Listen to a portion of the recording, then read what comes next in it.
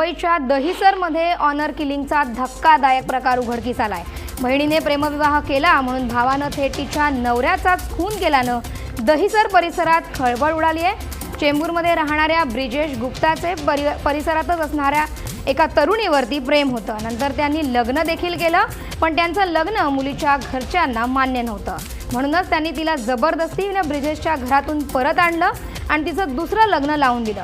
पण ती पुन्हा ब्रिजेशकडे गेली आणि ही माहिती मिळताच मुलीच्या कुटुंबातील नागजी भारवाड, करनाम चौहान, करनान भारवाड, राजेश गोहिल यांनी थेट ब्रिजेशचं घर गाठलं आणि तुझं आम्ही मोठ्या थाटात लग्न लावून देतो असं सांगून त्याला दहिसरला नेलं आणि तिथं चाकू भुसकून आणि दगडानं ठेचून त्याची हत्या करण्यात आली। या प्रकरणी दहिसर पोलिसांनी चौघांना अटक केली आहे। मुंबईच्या दहिसरमध्ये हा धक्कादायक असा खळबळजनक प्रकार घडलाय। ऑनर किलिंगच्या या घटनेनं मुंबई हादरली आहे। दरम्यान या संदर्भात अधिक माहिती घेऊयात आपले रिपोर्टर प्रसेनजित इंगळे यांच्याकडून। प्रसेनजित, ज्या पद्धतीनं मुंबईच्या दहिसरमध्ये ऑनर किलिंगचा हा धक्कादायक प्रकार उघडकीस आलाय, बहिणीनं प्रेमविवाह केला म्हणून भावानेच थेट तिच्या नवऱ्याचाच खून केलाय, त्यामुळे दहिसर परिसरात आहे ते आता खळबळ माजली आहे। नेमकं काय अधिक अपडेट देशील याविषयी? अगदी नीलनती, हे जे प्रकरण आहे याच्यामध्ये ब्रिजेश गुप्ता हा टिळकनगर चेंबूरमध्ये राहत होता आणि त्याच परिसरात राहणाऱ्या एका युवतीशी ज्याचे प्रेमसंबंध होते।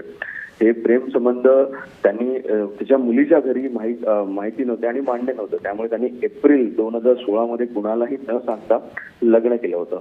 त्यानंतर हे दोघं जण ज्या मुलीच्या घरी जेव्हा माहीत पडलं तेव्हा मुलीच्या घरच्यांनी जबरदस्ती केली आणि मुलीला परत घरी आणलं। इतकंच नाही तर मुलीचं दुसरं लग्न सुद्धा लावून दिलं। जेव्हा दुसरं लग्न लावून दिलं होतं तेव्हा ती मुलगी तिच्या नवऱ्याकडे न राहता ती परत ब्रिजेशकडे आली आणि ब्रिजेशने आणि ती मुलगी हे दोघं जण युपीला एका ठिकाणी राहायला गेले।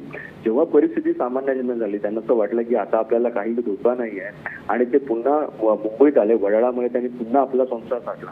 परंतु जेव्हा मुलीच्या घरच्यांना ही सर्व माहिती मिळाली की हे लोक पुन्हा मुंबईत आले तेव्हा त्यांनी ब्रिजेशचं घर गाठलं आणि ब्रिजेशला सांगितलं की झालं गेलं सगळं विसरून जाऊया, आपण थाटामाटात पुन्हा लग्न करूया। आणि त्यांनी ब्रिजेशला दहिसर येथील लावरपाडा या ठिकाणी जे चुलत भावाकडे त्याला घेऊन गेल्यानंतर रात्री त्याला जबरदस्ती करण्यात आली की तू आमच्या बहिणीला सोड, नाहीतर आम्ही तुला मारून टाकू।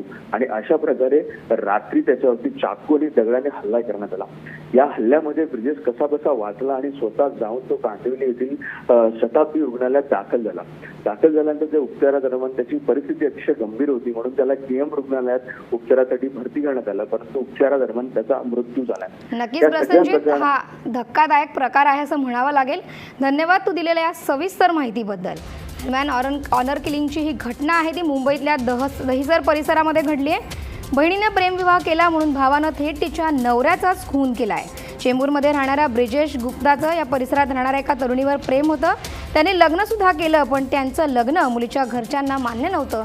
म्हणूनच हा धक्कादायक प्रकार मुंबईच्या दहिसर परिसरात घडलाय।